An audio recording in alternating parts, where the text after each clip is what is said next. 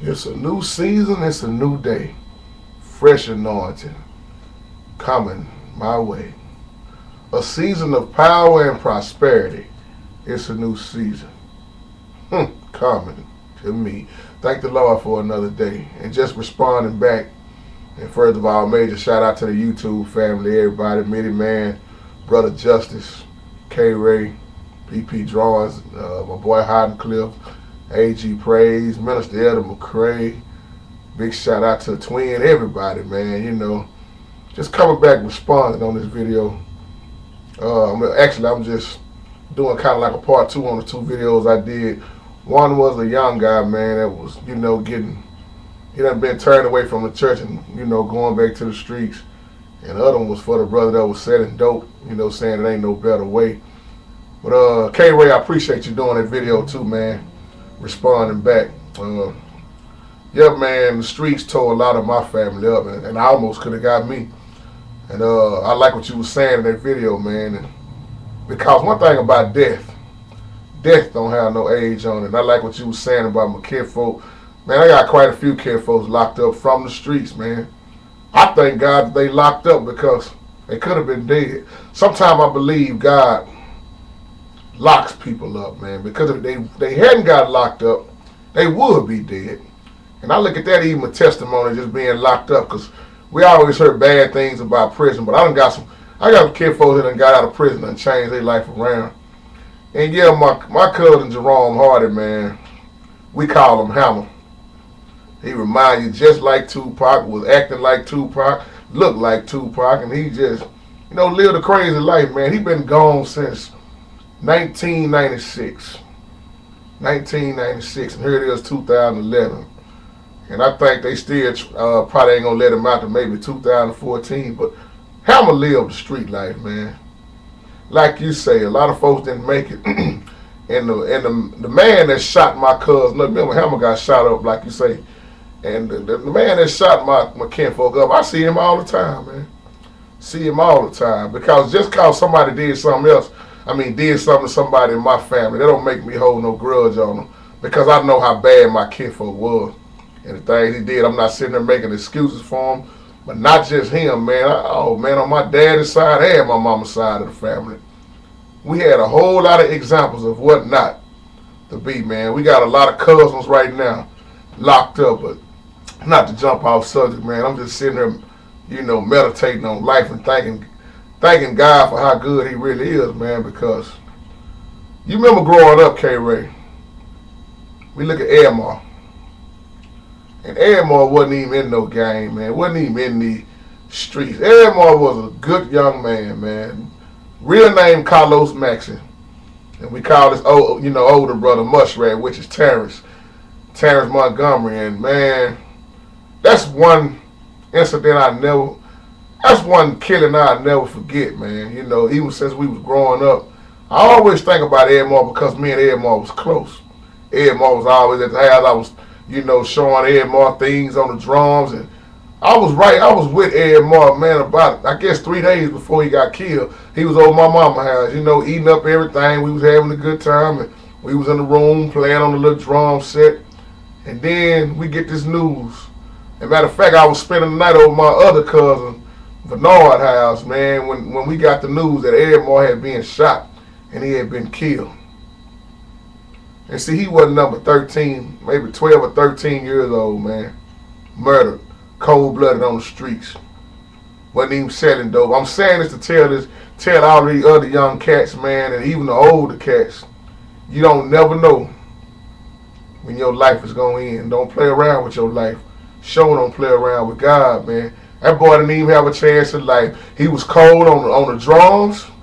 He was smart. He was going to be a cold basketball player, because everybody, wanted him on his team, wanted everybody to be on their team, man. Boy had some handles, man. I just knew he would have made the NBA, but he never got a chance, man, because of ignorance. Once he was killed by a black man, another black man, older brother, over what? A little fallout, man, at a party behind a girl, man. 12, 13 years old, he dead, man. Been gone ever since, man. And that's just one thing I don't never forget, man. And I look at all this this mess we keep doing toward each other nowadays. Like we say, man, the Willie Lynch syndrome. We seem like we ain't gonna never get out of it, man. Edmar was a good young man. I'm telling this to tell this other young man who I, did the video for. He didn't even sell dope or nothing, man. He was a good kid. And he got killed on the streets. And big shout out to Michael Thomas, who was with him when it happened. I got another partner that done changed his life around for the best.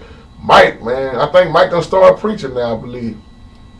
And Mike and Lil Byron, and they was a little clique, man. And Mike survived by playing and faking like he was dead. He sat right there and he had watched his homeboy get murdered, man. They was best friends. And me and Mike, man, real close. We always was showing each other the piano. He a few years younger than me, but man, Mike is still living, and Mike is going around telling his testimonies. He's singing for the Lord. He rapping for the Lord. I keep telling people it's always an option, man. Always an option. Lil Edmar, Carlos Maxey didn't even get a chance in life. That was a sad day in the hood then, man. Kendrick Bright gone, man. Like you was saying, Kenneth. Kendrick Bright got killed right when we was in church. We went and walked out of the church to go down there. My boy brains just laying all over the ground, man. He ain't even have sense enough to cover him up. Brains just laying over the ground. Big Mo was the biggest cat out here, man. Stood about, I'd say about 6'4", 6'5", man, probably weighing about 350. Big Mo was a big dude, man. Got shot down in his own front yard. Man. A lot of stuff happened out here, man. That's why we have no choice but to straighten up, man. You remember, I remember, like you say, Junior Flip.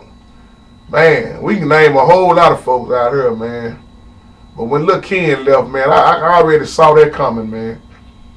Man, sometimes when you live by the gun, you will die by the gun. When you live a violent life and you beat people up and shoot at folks, and, man, you got to expect that stuff to come back on you, man. It's old saying, the Bible tell you, too, you're going to reap what you sow. And when they say that, that's the good and the bad. You're going to reap good, but you're going to also reap bad. If you're doing folks bad, I like to say it come around 3 times harder, man. Yeah, I remember everybody, man. Oh, man. Melvin Davis, Lil Willie. Man, everybody pretty much that we grew up with out here, Kenny, you look at it, man, they pretty much gone, man. And the ones that ain't dead, they locked up. And the ones that ain't locked up, they still on the street doing the same thing. Year after year. There's always a better way, man. Look, Carlos Maxey didn't get that chance again.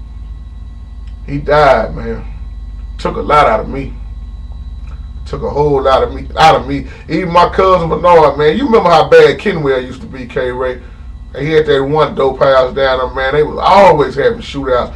And one night, man, they shot through McKinfolk's house, man. And the bullet went through the house right beside his bed. Right beside his bed, man. If it would have been a little higher and probably 3 more inches to the right, it probably would have shot my little cousin in the head. But by the grace of God, when they had this shootout, the bullet just went through the house and bounced off the wall and hit the floor, and then nobody get hit. Man. And when I'm over there spending the night, I'm always laying on the other bed on the other side of the room. I think about that all the time, man. What if them bullets would have went a different way, man? Ooh, man, people thinking nowadays it's all about selling dope and carrying their pistols, man, and running women, man, and seeing how much money they can get. It's sad, man. And the younger guys are very influenced by this, man. Carlos Maxey never got a chance in life, really, man. How many more people never got a chance in life? I look at when Junior Flip, died, man. I look at when Lil Ken died. I looked at when Big Mo died, when Lil Carlos died, man. You remember Chris Boyce, man. There's some folks out here, man, should have been on in the NBA and in the NFL, man. But I always chose the wrong path. Wrong path, man. Smart, intelligent, but streets got them.